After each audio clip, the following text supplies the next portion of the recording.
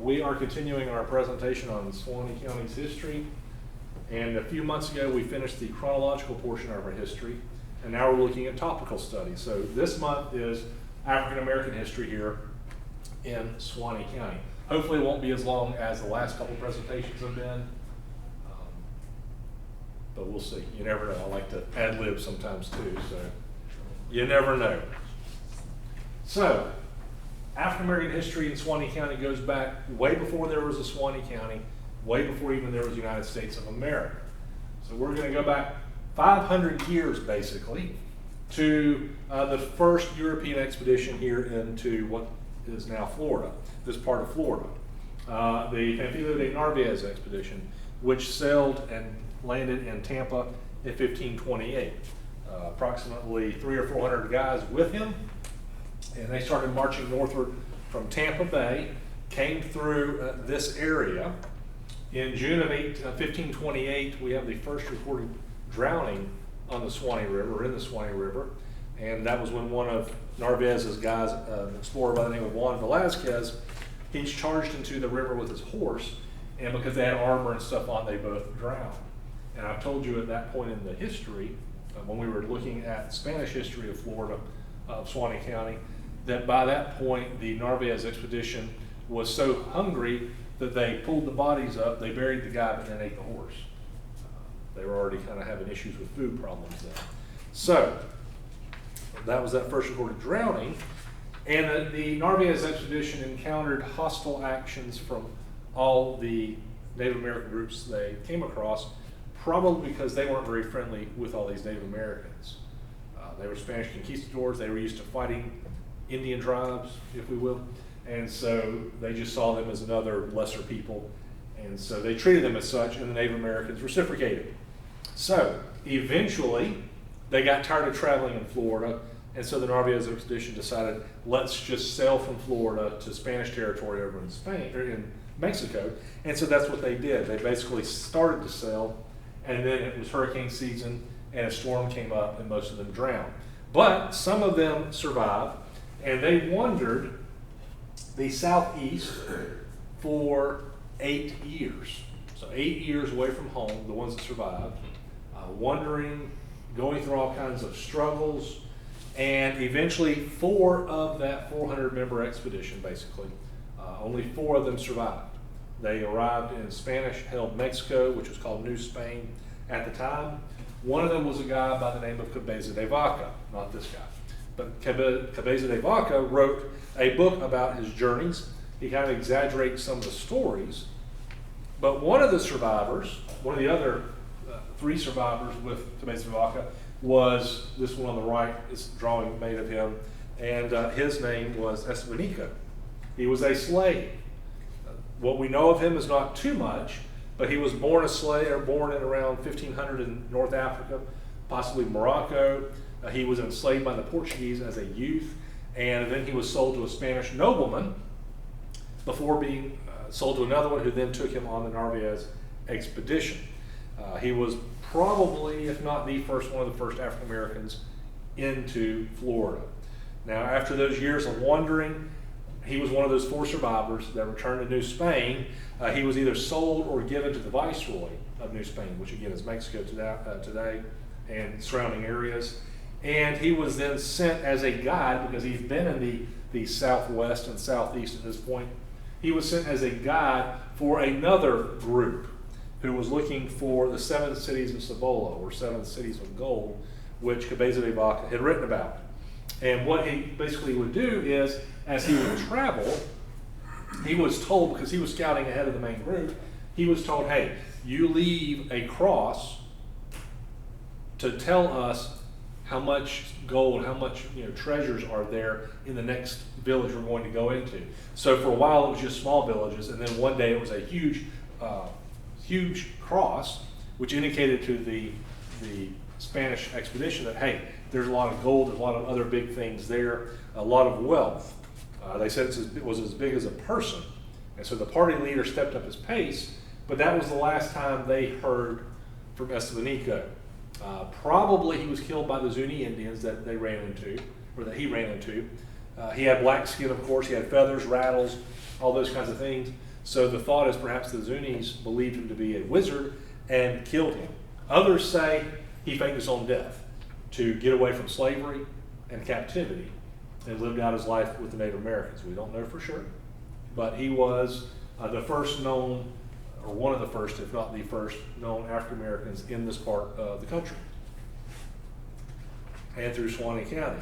So, moving ahead,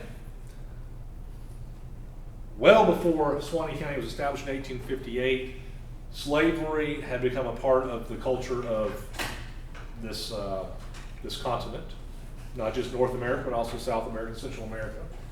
Slavery was everywhere at that point. The first slaves, if you will, the first blacks, not slaves, but the first African Americans arrived in what's now the United States in 1619. They were indentured servants, which is somebody who agrees to, in exchange for working for a certain person for so many years, 5, 6, 7, 9 years, they are basically given money or provided transportation to the New World. And so these indentured servants were part of that.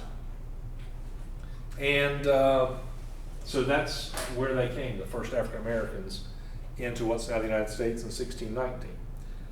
Ironically, the first known slave owner that was now sanctioned by what's now the United States in the New World, the first known slave owner was a black person.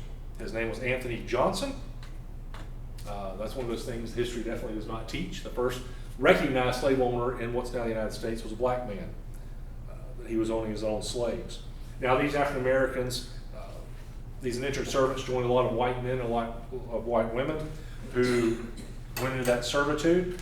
My Musgrove ancestor, which at the time was Musgrave before the Revolution, my Musgrove ancestor was a 16-year-old boy that his father indentured for I believe 7 years to come over to the New World. So even my history has that indentured servitude coming to the United States, or what's now the United States. So it was not just African Americans, it was not just black people that were slaves, it was white people too, whether indentured servitude or slavery. A lot of the Muslim countries, North Africa, Libya, Morocco, all those areas, especially that were under Muslim rule, they had a lot of white slaves. They would capture Europeans and they would put them as slaves. So slavery was not just a black thing. A lot of people don't understand that. Slavery has been all kinds of cultures, all kinds of colors over the years. But eventually, it came to be more profitable. Instead of having these indentured servants, it became more profitable just to own them as slaves, not to let them have freedom. And Africans were usually on the losing sides of wars, normally between warring tribes. So the losers became slaves, and then they were sold to Europeans by the African tribes that had conquered them, and then the Europeans sent them over to the New World. Most of them did not come to what's now the United States. Out of the millions of slaves from Africa that came over to the New World, most of them went to Central and South America. So when you look at slavery, African slavery in the Americas, I think 3/4 of them went to Central and South America. So that's another thing that most people don't seem to understand and to see. But anyway, these Africans that became African Americans because they came to America gradually increased in number. Some of those slaves would then escape their masters, and they would flee to unpopulated areas, or at least where Europeans were not living. One of those places was Florida, which was owned by Spain in the 16, 17, and most of the 1700s, and part of the 1800s. And they would flee to those areas. Places like St. Augustine and Pensacola had population of Europeans or Spanish, but the interior of Florida, no, they didn't. They joined up with a bunch of Native Americans who were fleeing from places like Georgia, the Carolinas, Tennessee, Alabama, who were moving southward out of where the Americans had started pushing into. And so these tribes mingled together, upper and lower Yamasee or Creeks, the Yamasee, a bunch of other ones, came to be called Cimarron by the Spanish, which means runaway or fugitive. And so these groups came to be called Seminole in the English language, but some of them were actually black Seminoles. They were black African slaves who had left in most cases, who had fled their their masters.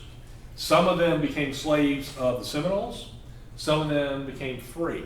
It did not matter whether you were white or black or whatever color you were. Slavery even extended into the Native American tribes. So we have what's called black Seminoles sometimes.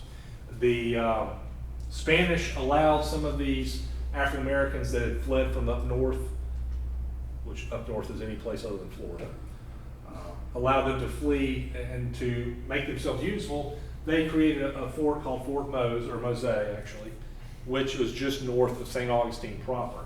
So this was kind of like a first line of defense for the Spanish against the English and the others that were attacking from time to time.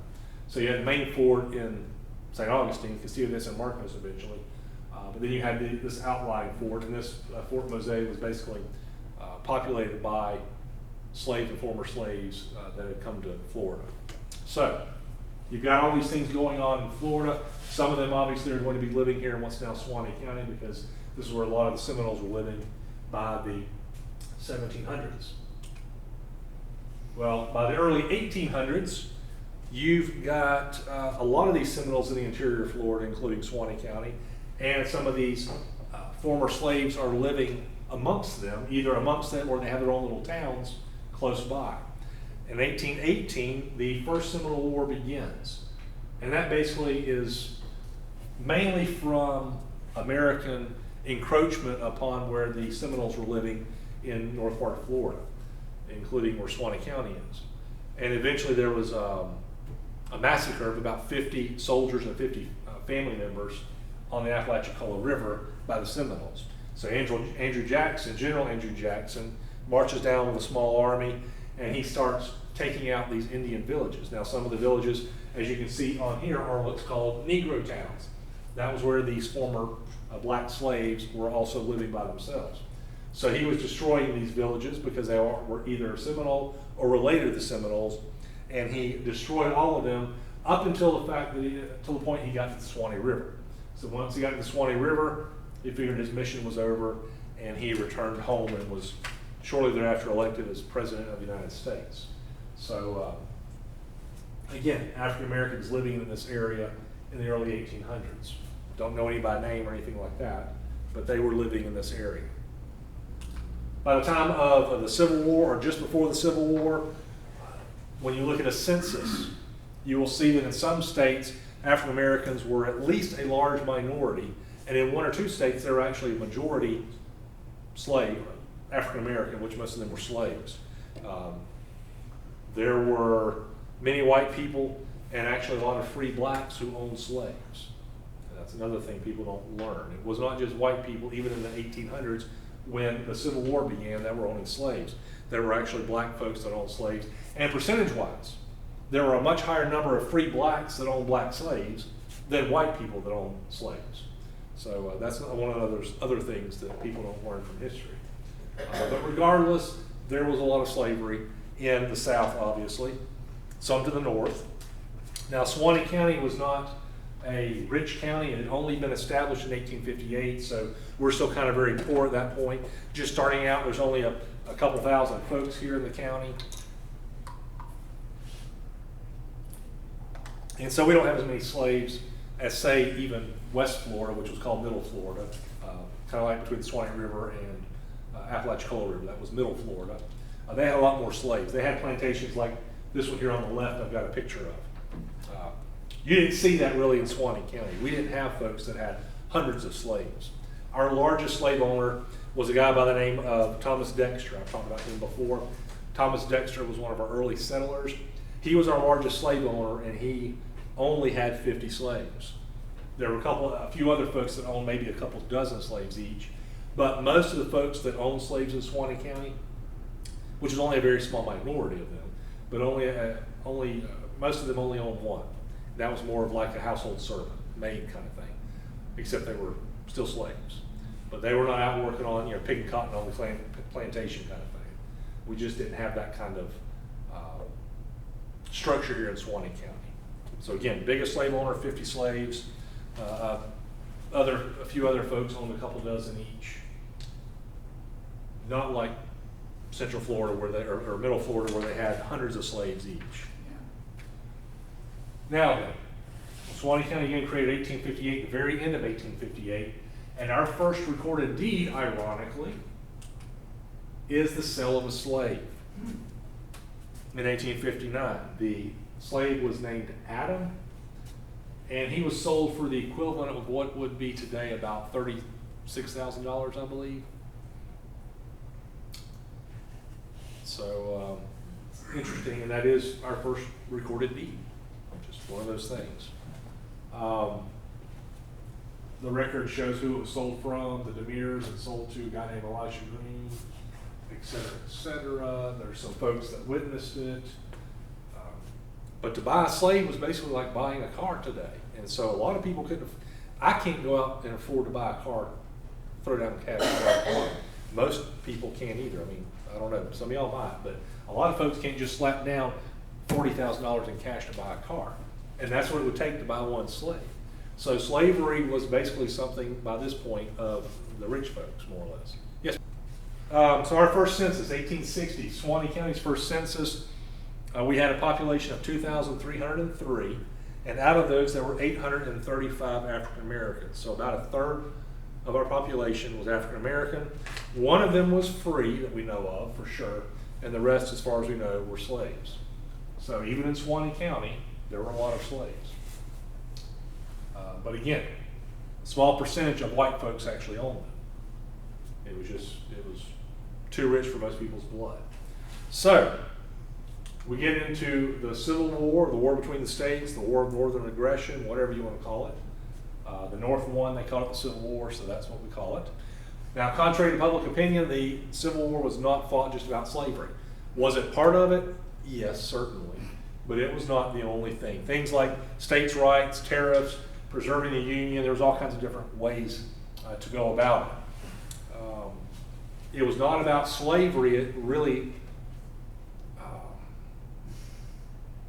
it was inferred by some of the things, but it was not outright for the abolition of slavery, because in the North there were several slave states. So why would you be fighting a war if the war was just about freeing slaves? It was not. Lincoln made it about it after a couple years into the war, pretty much. But again, slavery was one of those big issues. And these other ones, like states' rights and stuff, some of that had to do with the slave issue too. So it was definitely an issue, definitely so.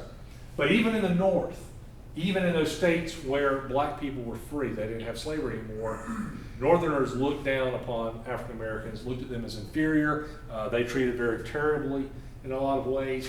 And unlike Southerners, who again were spending a fortune to buy these slaves up, the Northerners didn't have that kind of, it was just put y'all in work. There was not an investment on their part. Whereas, again, Southerners, if you spend $40,000 on a new car, you're not going to go treat it terribly in most cases.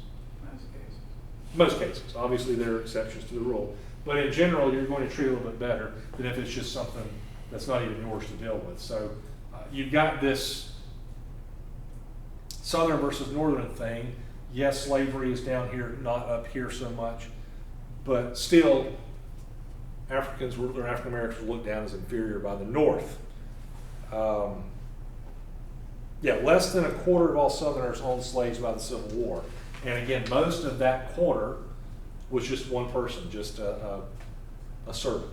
And again, there were some that were treated terribly. There's the photographic evidence, there's the written evidence, and that some were treated terribly. And I'm not saying slavery was a good thing, because it's not. But it was not as widespread, badly treated as a lot of people would make it out to be. Yes, lots of bad things related to it. According to the records, some white folks saw their African American slaves more as children or prized possessions.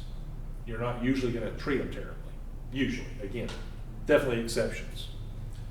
It was a year and a half after the war began that Lincoln was able to issue the Emancipation Proclamation, but actually that didn't free any slaves either, because he emancipated the slaves that were in the territories that were in revolt. So he basically had no control over them. So really the Emancipation Proclamation freed nobody, but it's a way for him to get support. He had been suffering defeat after defeat. There was a lot of talk about let's just let the South go. He needed something to he needed to create a moral cause for people to continue the war. And so he kind of helped make it more about slavery as the war progressed. He actually started allowing Northerners, Northern African Americans, to sign up to serve in the military. The South also did in some places, even before he did. But the funny thing is, even in the North, you might be a soldier, but there's no way we're going to let you become an officer. So these black folks were commanded by white officers. Again, they were looked down as inferior even by the North. So it was not like it was a totally righteous, everybody's equal thing, even in the North. Again, some Confederate militia units had appointed African American officers even to their African American troops as early as 1861. And that is not something that goes in the history books. So the South really started with the black troops and the black officers before the North did. Not something you usually hear about. Battle of Lusty, Florida's largest Civil War battle, fought in February of 1864. Basically, federal troops landed in Jacksonville. We talked about this last month. I'm not going to go into too much detail. But the federal troops landed in Jacksonville and started marching their way westward. They were stopped at Lusty, just to the east of Lake City. Their focus was the railroad bridge here in Suwannee County. That's basically where the Suwannee River State Park is today. That railroad bridge that was crossing, and also another one that was being built going from Suwannee County up into Hamilton County to meet up in Georgia.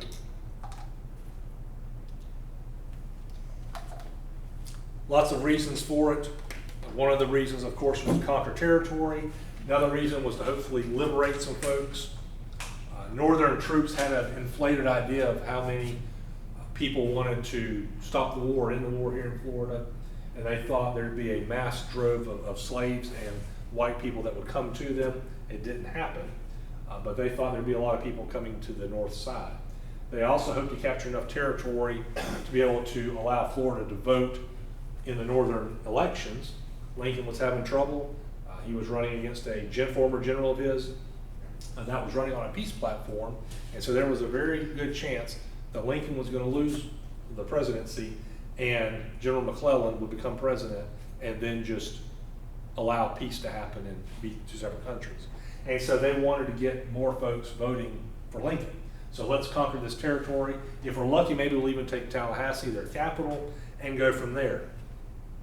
So part of this Union Army that came into Florida in 1864 was African American soldiers. Some of them were the 54th Massachusetts. If you've seen the movie Glory, that came out in 1989 or so, with Morgan Freeman, Denzel Washington, a bunch of other folks. The 54th Massachusetts is that group that was in that movie. And basically the movie ends a few months before the Battle of Lusty. So they come, they had been reconstituted because, spoiler, at the end of that movie, a lot of them die. They need to reconstitute and bring in more officers and more men. And so not only do they have new officers and new men, they got a lot of new equipment, new weapons especially. And so the Union soldiers were not happy about that. So they decided, let's, not only do we not like having y'all with us, but you've got better guns than us, so we're going to take your guns, we're going to give you our broken ones and our old ones. So they were confiscated. And so the 54th Massachusetts came into the Battle of Lusty, not very liked by a lot of their compatriots, and they had old and broken weapons. And so that was not good. So the Battle of Lusty occurs. Again, Florida's largest Civil War battle. It's got some of the highest casualty rates for the North of any Civil War battle. 34% of the Union troops were killed or wounded. 54th Massachusetts fought valiantly. A lot of them were killed in the battle. A lot of them were supposedly killed after the battle by Confederate troops because they found out they were fighting, black folks were fighting against the South. A lot of these troops that did the killing were supposedly from Georgia. Lots of hearsay, lots of rumors. We don't know for sure, but the 54th Massachusetts and other black regiments with them suffered a lot of casualties. The other thing was they were put as the rear guard, basically, so the rest of the force could retreat. They were put there to kind of stop the Confederates, again, with broken or old weapons. So not going to say what that says about Northern troops and their ideas of African Americans, but it does not bode well for them. Let's put it that way. So the war ends the next year. The 13th Amendment is passed on December 6, 1865, 6 months after the end of the Civil War. and all African Americans in the United States become free.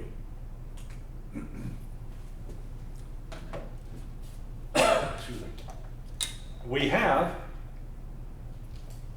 post-Civil War, many African Americans who moved to Florida.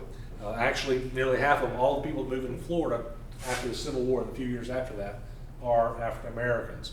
Some of them, a lot of them are former slaves. A lot of them are coming because they are receiving land from the Freedmen's Bureau. And there was an act passed by the United States Congress, basically passing out land, property, those kinds of things, food, clothing. 40 acres in a mule is the phrase usually used with it. But they are handing out confiscated property to these African Americans and allowing them to set up schools and helping for them to set up schools and other things like that. So trying to make African Americans productive members of society as freedmen anyway.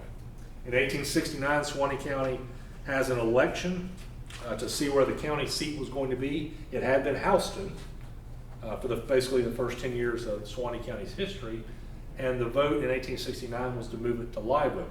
And out of the voters, out of the African Americans here in Suwannee County, a very high percentage of those voted to have live vote as the county seat. Did you say African Americans are voting here in 1869? I am. That's remarkable. Yep. I'm not saying it all went, well and dandy. There were lots of issues with those elections. But yes, there were African Americans. Okay. There were African Americans voting in Suwannee That was County. soon after the war. Oh yeah, yeah. There were issues, lots of issues. Yeah. That was the second election because the first election, people were voting twice and dead people were voting. But yeah, and they weren't even sure what they were voting for. But yes, African Americans were voting in Live Oak and Suwannee County in the 1869 election based on the names that were listed. So, yep. So, this happened either right after the Civil War or right before, we're not sure, so I threw it here. But there was a slave or a former slave, depending on when it happened, a guy by the name of Abe Davis. And he would basically regularly dive into Little River Springs near his home around Branford, and then he'd come up a few hundred feet away. Now, as the story goes, the first time he did that was to save his own life.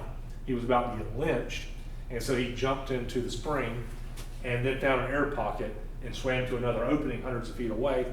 So the folks who were trying to lynch him waited for him to come up.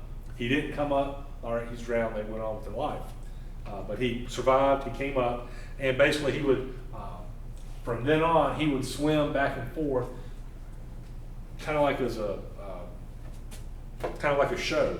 It's like, watch and see what I can do. So he would swim back and forth between these cave openings. So he's the first known person in the United States, certainly, and maybe even the Western Hemisphere, to do what we call cave diving. He was probably the first one. No scuba gear, no snorkels, no nothing. It was just freehand. It's amazing he was able to do that, but he did. Because of that achievement, when the cave diving section of the National Speleological Society, I have to look down to make sure I say it, was created, they had like a safety diving award they established in 1977. And that was for a diver who safely completed more than 100 cave dives while using scuba gear. They named that award after Abe Davis. So there's an Abe Davis Award for cave divers. The first guy to get it, to receive that award, was the one on the left, a guy by the name of Sheikh Exley, who lived here in Suwannee County. So it's kind of ironic and fitting that an award named for somebody from Suwannee County, the first recipient is a guy from Suwannee County, who then died years later in another cave diving accident. He was at the high school when I was there. He was a teacher. And I remember when he passed away because he was breaking the world record. So post-Civil War, now that African Americans are allowed, theoretically speaking anyway, to vote and to equal themselves with everybody else, they established several schools to further their education. The original Douglas High School was built in 1868, named for Frederick Douglass, which that's the picture there on the left. The first Douglas School was on Houston Street, and it was open from June through September. And that was the first Douglas School, or Douglas High School. In the 1920s, they built another Douglas High School just down the road and on the other side of Houston Street from where the first one was. And that lasted for 30 or 40 years, but they needed to expand because by this point, Suwannee County is consolidating schools. We've talked about it before, but they were consolidating schools and they needed a larger African American school.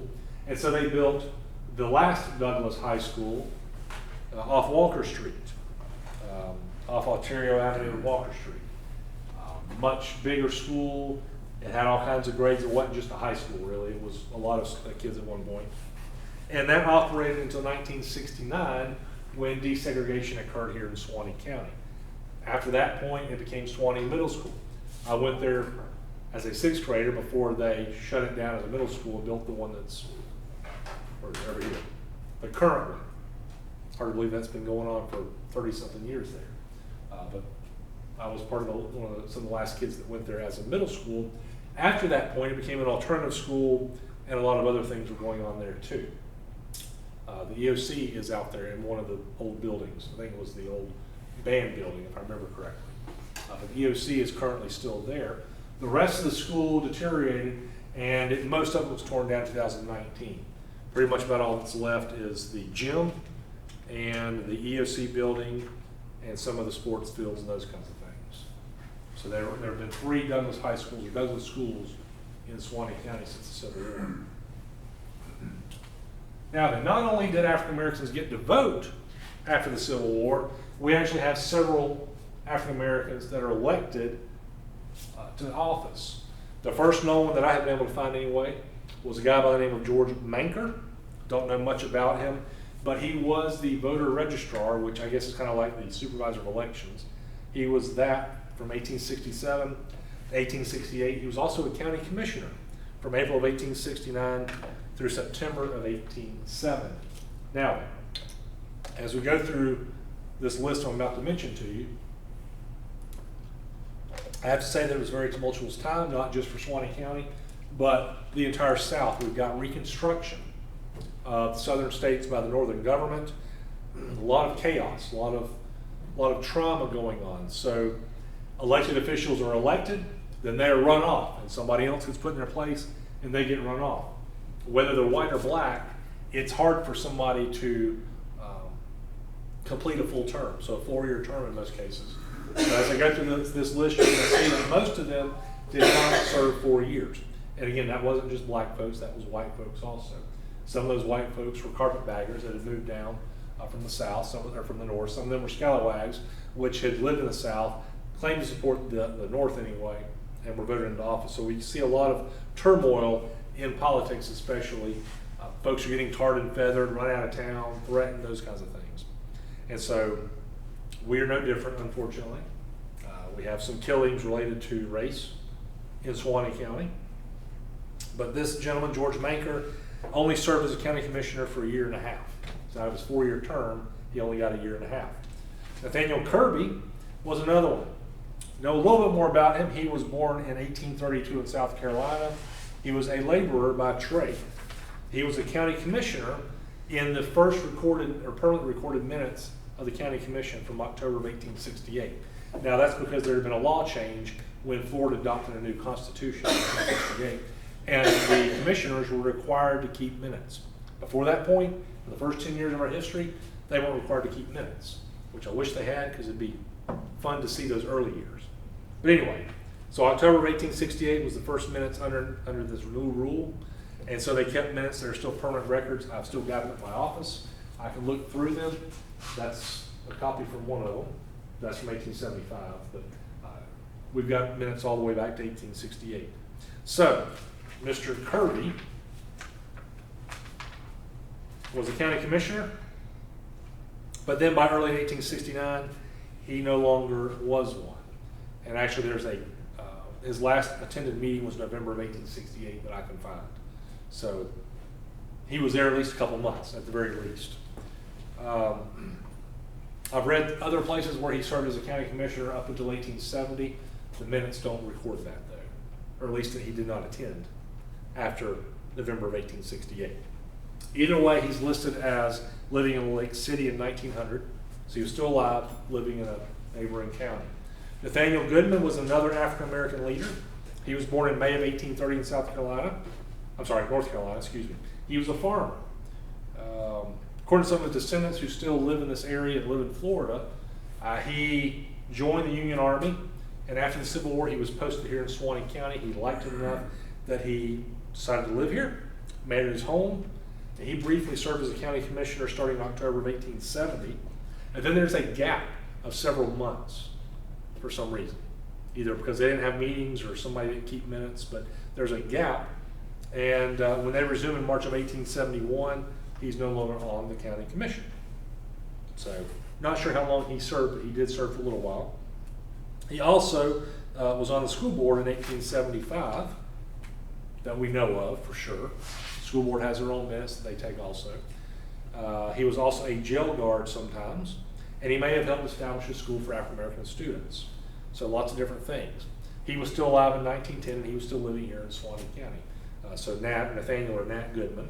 There's another one by the name of Lewis Fields.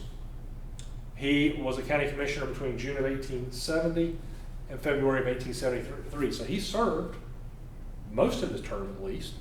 And he was also a part-time court bailiff, according to the records. So he was at the courthouse a lot. Frank Stockton became a county commissioner in March of 1871, or before that. That's when that gap ended with the minutes. He was there in March of 1871. He served through June of 1873. There was a guy by the name of Samuel McIver, who was born in 1843 in Georgia. He was a farmer. He was on the county commission between April of 1873 and May of 1875. And in 1900, he was still living in Live Oak.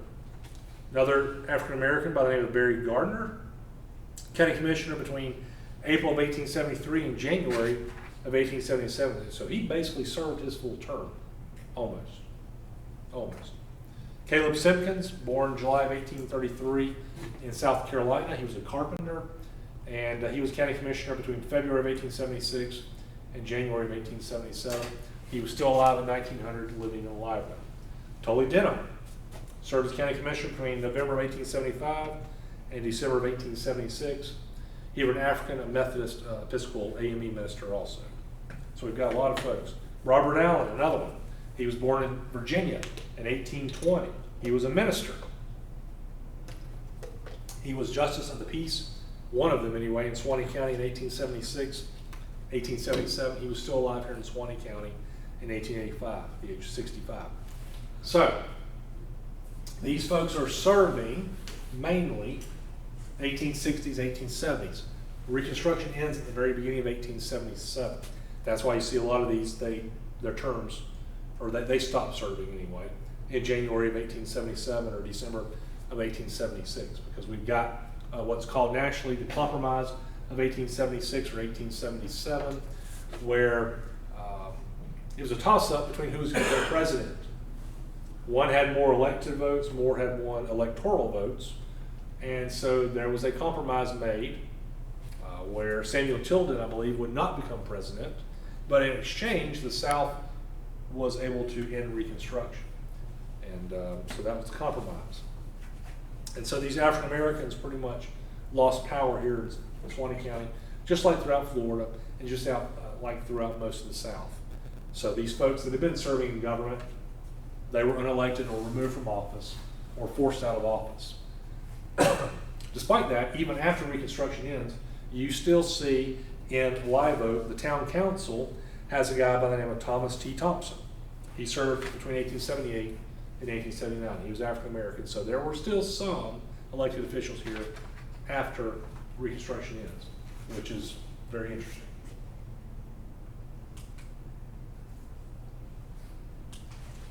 Oh, there we go.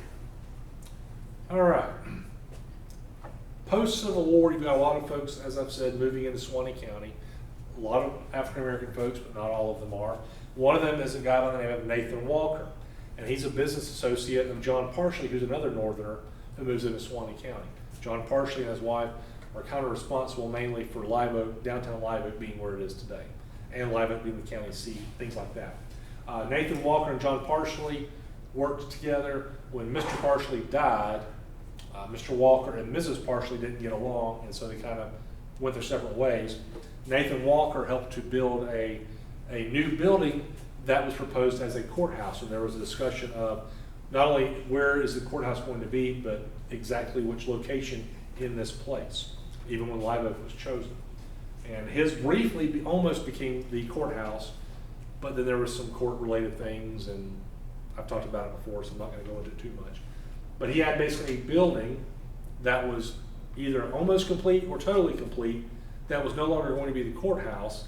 So he and a group of men and women, white men and women, established a white school there. Well, eventually he fled town, and his land and his structures were sold at foreclosure. And a guy by the name of Elijah F. Henderson purchased his old, almost former courthouse that had been a school building. And it was a private school until 1873, when Mr. Henderson sold it to the African American groups as the Florida Bethlehem Baptist Theological Institute, because they wanted a school of higher learning for the African Americans. So this institute opened in 1880. It's normally called Florida Baptist Institute or the Florida Institute, and those were its names until 1918, when it became Florida Memorial College, because it added a 2-year college program. It then moved in 1942, I believe, and became Florida Memorial University, and it's moved a couple times, but it's been in Miami now for several decades. So that started here in Suwannee County. These two folks there on the right are some of the early, he's the early president, Dr. George McKinney and his wife Sally. They attended the school when they were younger. So they attended it, and then he later became president. Several prominent African Americans attended Florida Institute or Florida Memorial College back in the day, including James Weldon Johnson, who was an author and a poet, and he wrote what's called the Negro National Anthem. Sometimes they're played in sports events and other things. Also Harry T. Moore, civil rights leader, we'll talk about him in a few minutes. And John Hops, who was the founder of the Independent Order of Archery, and that's one of the documents we have in our records from the charter from 1926. I'm not even sure why we have it in our records, but we do. So this Florida Institute continued to grow as more African American students went to it. Now it was located, the original location of the school in Suwannee County was in Live Oak, and it was bordered on the west by Walker Street and on the north by basically, at the time, Highway 90, or what became Highway 90. It's one block south of Highway 90 now. It was behind the AutoZone. Azalea Court is the subdivision now. It used to be the old Suwannee County Hospital location. That was where the Florida Institute was located. As they expanded, they needed more buildings, and so in 1916, this building, which had been Live Oak's first public high school, which had been built like 30 years before, the school board built a brick building, and they needed to move that and replace it. And so the Florida Institute was allowed to take possession of it. They had to move it, and basically they took it apart, I guess, in half. There was the original part, then there was a structure added on at the back, which you can't see in this picture. So they were allowed to take it, and they used it for like a gym and for dormitories. So they took that building and some other buildings, but again, it merged with another unit, another school, the St. Augustine-based Florida Normal and Industrial Institute, and that's when it became Florida Memorial College and moved over. And again, it's now in Miami as Florida Memorial University. Those old buildings, whatever was left of them, some of them had been burned over the years, but all the buildings of the school that were left, they were sold at public auction in 1947 to make way for our first public hospital built on the site in 1948. And again, now it's Azalea Court. That was not the only college, African-American college, started in Suwannee County.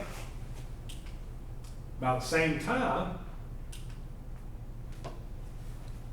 in 1870, you've got the African Methodist Episcopal Church Conference is being held over in Quincy, and they're trying to find a suitable spot for their own denomination's school. And they decide to choose Live Oak because it's the best. It's got east-west running railroads and north-south running railroads. Just after the Civil War, if you wanted to come into Florida by train, you had to come through Live Oak. That was the main junction at the point. And so it was a good spot. So they didn't really do anything about it for a couple of years. But then they got wind that the Baptists were building one, Florida Baptist Institute. So this kicked the AME church into gear, and they bought a 10-acre tract from Mrs. Nancy Pottersley there on the left on March 5th, 1872, and began construction of what was called Brown's Theological Seminary or Brown's Theological and Classical Institute. Those 10 acres were located on the back side of what is now John Hill Park off Duval Street. And so they were building that. July 4th of that year, they began construction with great fanfare. They had over 1,000 people that attended to lay the cornerstone. By 1873, they had renamed the school, even though it's still under construction. They had renamed it as Brown's University of the State of Florida, but their main building still wasn't finished. Well, they had a few issues. There was some scandals, which we've got some records of at the courthouse. There were some fires. There was the panic of 1873, which was a nationwide financial panic. That was not good. Also embezzlement, and then a hurricane. All of that stuff, basically, the AME church decided, all right, we're done with that school here. We're just going to get rid of it. So, because the last straw was basically the workers that had been building it were not getting paid because the president / preacher in charge was embezzling the money. And so they sued for lost wages, and they won, and basically the building was ordered to be torn down and dismantled and sold to the highest bidder. So these workers could get their money recouped. I think there was also a mule involved, which was kind of funny going through the records to find this poor mule being sold off also, because he had popped up in another court record, a couple years before. So, the Live Oak campus of Brown's Theological Seminary, which again, this is pretty much about, it would have been over here. This is Duval Street here, so it was back over in this area, was where it was starting anyway. But it never opened here in Suwannee County. In 1883, they reopened it in Jacksonville, and they named it Edward Waters College. So today it is, I believe, the oldest existing private college in Florida. So Edward Waters College started out here. That is a picture of Edward Waters College, kind of discussing some of the history right there. Oldest historically black college in Florida. So as the post-war progresses, we'd had some steamboats before the Civil War. Then there were several years where there weren't any, and then they started back. And several of the steamboats used this man here by the name of Dan McQueen. He was a mulatto, born as a slave. He basically started out from the very bottom as like helping as a washing dishes kind of guy. But he worked his way up until he was finally a pilot. He was the one in charge of taking the ship or the boat from one spot to another. It is said that he knew every nook and cranny of the Suwannee River. He could navigate it in complete darkness. That's how well he knew it. He helped build the Belle of Suwannee, which is the steamboat there on the right. That was built by Captain Robert Ivy of Branford. He's the guy that named Branford. They helped build that boat and some others. But he served on several of them over the years. When he was not piloting steamboats or serving as their master, basically their owner more or less, he actually taught a school in Old Town. So he was a man of many talents. Now the Belle of Suwannee continued operating on the Suwannee River until 1896. There was a hurricane, the hurricane of 1896, that wrecked a lot of our economy between Cedar Key northward. So we had a lot of damage. A lot of the steamboats were wrecked and damaged. Even the Belle of Suwannee was thought lost until McQueen was able to bring her back to Cedar Key, or what was left of Cedar Key. She had some damage, lost her funnels in her pilot house, but most of the boat was still okay, so she was rebuilt and continued operating for a few more years before she sank on the Suwannee River. He also piloted or operated several other steamboats. The Thetis was one of them, the Sand Piles was another one, which that's the Sand Piles there, a picture of. And she operated until about 1910. So he operated steamboats, or was on them for 50 years basically, between the 1870s through 1910, operating as that. He was still alive in 1926 when Robert Ivy died, because I've got a copy of a letter he wrote to the Ivy family just expressing his admiration, his thanks for Captain Ivy, and allowing him to do all the stuff that he had been able to do. All All right, moving on. Thomas Harris was the first African-American postmaster of Live Oak. He was appointed in 1893 according to one source, or 1898 according to the other. So I'm not sure which one's right. I'm throwing them both out. But either way, not everybody liked that, and he received some death threats. This is an article from the New York Times in 1901, and it says, "Threatened Negro postmaster may be lynched at Live Oak, Florida if he does not resign." They're quoting from Jacksonville, where it says, "There is great excitement at Live Oak, a prosperous town in the county seat of Suwannee County, over the matter of a Negro postmaster. Thomas S. Harris, the Negro official, was appointed some time ago, but the office continued under the management of S.B. Connor, a white man, until a week ago."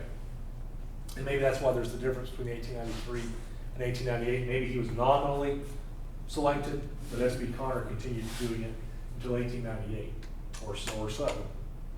But either way, then Mr. Connor retired, and Harris assumed the full duties of his position. Since that time, the indignation of the white patrons of the office has grown until a letter was finally sent to the official, advising they resign at once. To this letter, Harris made the statement as alleged that he would not notice the threatening letter and would continue in his official post. This was followed yesterday by a letter in which he was told that he must resign and leave at once or take his life in his own hands. The writer is sworn by Almighty God, continued the letter, that you shall not remain in the office, that you shall quit at once, being out of place in a white man's country. Postmaster is now considerably alarmed, it is stated, and will appeal to the administration for protection against threatened lynching if he does not surrender his position. He continued to operate. He was still alive well after this in the census records. So he survived. But this is the kind of stuff that African Americans had to deal with, not just Suwannee County, but in a lot of places. Even with these issues with Jim Crow laws and stuff, African Americans wanted to serve their country. So when the United States entered World War I in 1917, African Americans signed up, they enlisted, and they served in World War I. And in 1919, this is an article, a copy of an article from 1959, which references a 1919 article, if you get that, about where Sheriff Lyle was collecting names, this article there, he was collecting names of all the soldiers, black and white, who have served Suwannee County in World War I, and he was going to set up two tablets in front of the courthouse, on the front, basically on either side of the entrance, one for white, one for black, segregation. I'm not sure whether it actually happened. I haven't found any records where it actually happened. So either he didn't get a full list, or couldn't raise the money to make the tablets, or something else. Who knows? I don't know whether it happened or not. World War II starts in 1939. We joined in 1941 after the attack on Pearl Harbor on December 7th. And we have African Americans that serve in that also. Meanwhile, life is continuing on here in Suwannee County. And in January of 1944, we've got one of our most infamous race-related murders that happens. And that is Willie James Howard, who was a 15-year-old black youth. He was found dead in the Suwannee River. Now, according to the reports, well, not just the reports, there's a letter right there. He wrote I guess you could call it a love letter to a white girl that worked with him. She deemed it kind of inappropriate. Her father found out about it. He was not happy. He was a former legislator and businessman named Philip Goff, and he got a couple of his friends together who were also prominent Suwannee Countyans. They went and found Willie James Howard and got his dad, and they decided to teach the boy a lesson. Took him up to Suwannee Springs, just east of that, and according to their story, they tied him up so he wouldn't run off, and his father was told to punish him. The boy, Willie James Howard, refused to be whipped by his father, and so he jumped into the river and drowned. Now that was the story. That was what the sworn statements said. And Mr. Howard signed that also. He signed saying, yes, that's what happened. Well, the next day he and his wife left town, never to return. Once he got out of Suwannee County, he wrote another affidavit saying, I was kind of forced more or less at gunpoint to sign that. Here's what happened. Basically, they threatened to either shoot him or drown him, and he decided to jump in the river and drown. They were going to kill him either way. Yep. So unfortunately, due to the times, there were repeated attempts by the family to find justice, and it was stonewalled. It was not happening. Nobody was ever actually charged for his murder. He was just, just a kid, just a teenager. The petitions went all the way to the governor.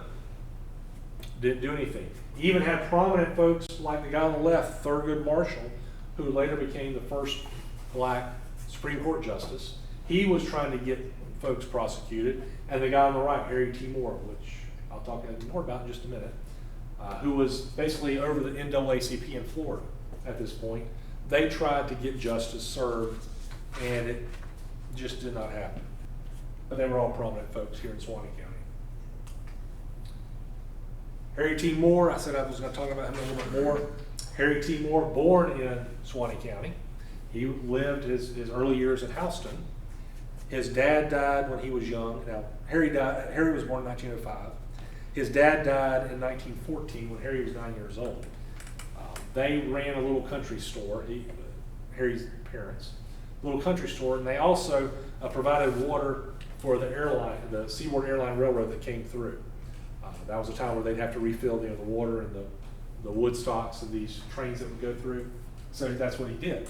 Well, when Johnny, his dad, died, the widow, Mrs. Moore, tried to do things by herself, but she was alone. And so the next year after Harry's dad died, she shipped him off to some aunts over in Daytona Beach. And then he moved to Jacksonville with some other aunts, 3 other aunts. I guess spinster aunts is, I guess, the best way to put them. But they were all educated. Let's see, 2 of them were educators and 1 of them was a nurse. So they were pretty educated by the standards of the day.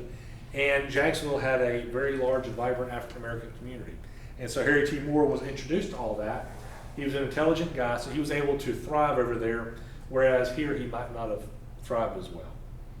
After 3 years in Jacksonville, he came back to Suwannee County, and he enrolled in Florida Memorial College. At that point, that's what it was. He excelled in his studies for the next 4 years. His nickname was Doc. In 1925, he graduated at the age of 19. I believe he got all A's but 1 B. And he accepted a teaching job in Cocoa, Florida, which is Brevard County. So he was there. While he was there teaching, he met a slightly older woman. She was like 3 years older than him. And they got married. Her name was Harrietta. So you've got Harry and Harrietta Moore. And she taught and also sold insurance on the side. Then they moved to Mims, which was close to Titusville. And he became principal of a school while also teaching in one of the colored schools there, as they call it. 1928, they have their first kid. 1930, they have their second daughter. Both of them are now deceased. But in 1934, shortly after the birth of his daughters, he helps to found the Brevard chapter of the NAACP. And basically, he establishes the NAACP in Florida, more or less. He's involved in a lot of cases, including the Groveland 4 case from 1949, where 4 African Americans were accused of raping and all that kind of stuff. Raping of a white woman. Groveland was attacked. These guys, most of them were shot by the sheriff McCall at the time. Whole big deal. It's another one of those things where one of the surviving inmates said the sheriff just shot him in cold blood. He just managed to survive, although he's wounded. And so Harry T. Moore and others tried to push for justice.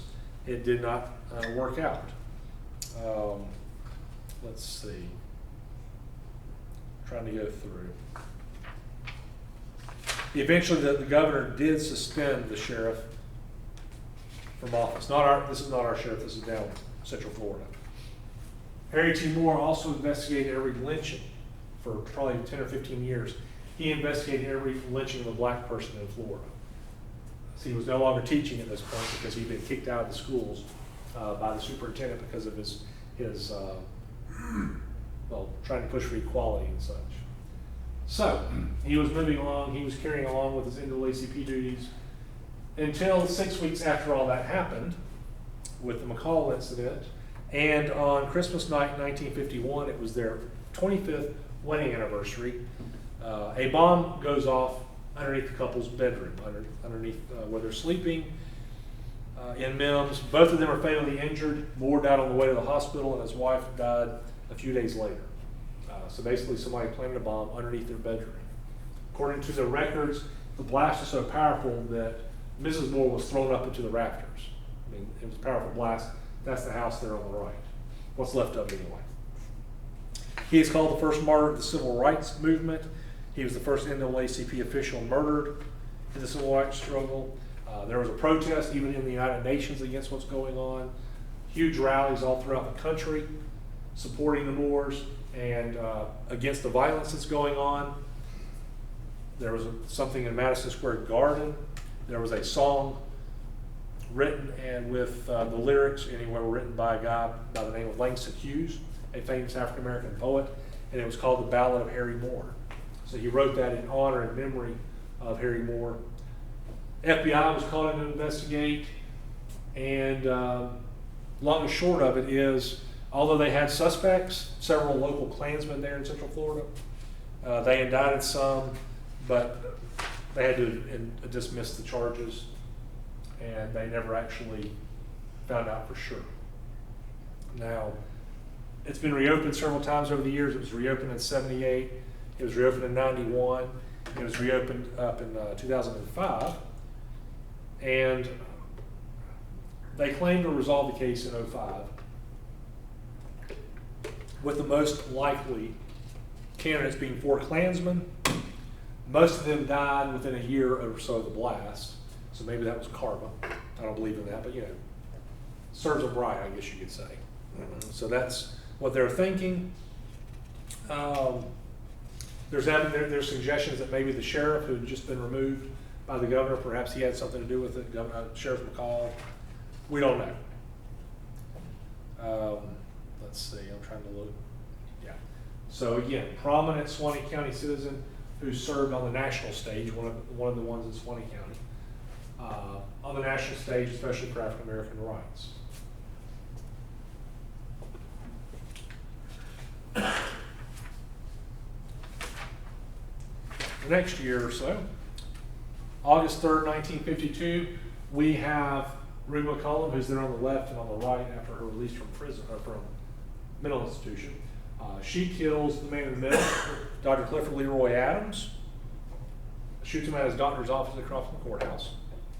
Sunday morning, people in church, the Methodist church next door, come out and see what's going on. She has killed the sheriff, goes home to her house. The original thought is that she does it because of a medical bill, because he is found dead clutching a medical bill in his hands. And they think perhaps there was an argument over that. But very quickly it is learned that there was a lot more to the story. We had a whole presentation on this, so I'm not going to go into too much detail, but the long and short of it is basically she has had a child with him. What she's saying that she's pregnant again, and that he has been abusing her and giving her drugs and stuff. And so she goes to court, she goes to trial. She is found guilty of murder, first degree murder, but then the ruling is overturned because of a technicality. By the time the second go around happens, it's been 2 years, she is no longer mentally fit to stand trial, and so she is put into the state mental institution in Chattahoochee to be able to stay there until she is able to resume the trial. She stays there for 20 years, and finally she's released under a change in the laws. Her old defense attorney is very big in getting out of there, and she gets out and she goes back home to where family is down in the Ocala area. It's a big story that makes international news. There's been books written about it. There's been documentaries done about it. I was in one of them, pretty fun. Lots of stuff, lots of story. Again, I did a whole presentation just on this murder. But she was released in 1974 and died in the 1990s. And is buried in North Suwannee County beside her husband. It's an interesting story. I'm not saying it's a good story because people die and stuff, but It's an interesting story. Lots of undertow with the Bolita, the illegal lottery numbers game, those kinds of things. Lots of stuff. Moving ahead, decade and a half, desegregation occurs in Suwannee County in 1969. We don't really have any fuss, unlike other places like on the left, that I believe was in Birmingham, where there were lots of not nice things going on. But in Suwannee County, it was pretty quiet from what I've been told and what I've understood, and the record suggests that also. But desegregation occurs, separate is never equal. And so that book came out about it. So there's no longer black schools and white schools, everybody's all together at this point. Charles Blaylock, very well-known educator. He taught originally in an all-black school, J.R.E. Lee High School in Jasper, and coached there.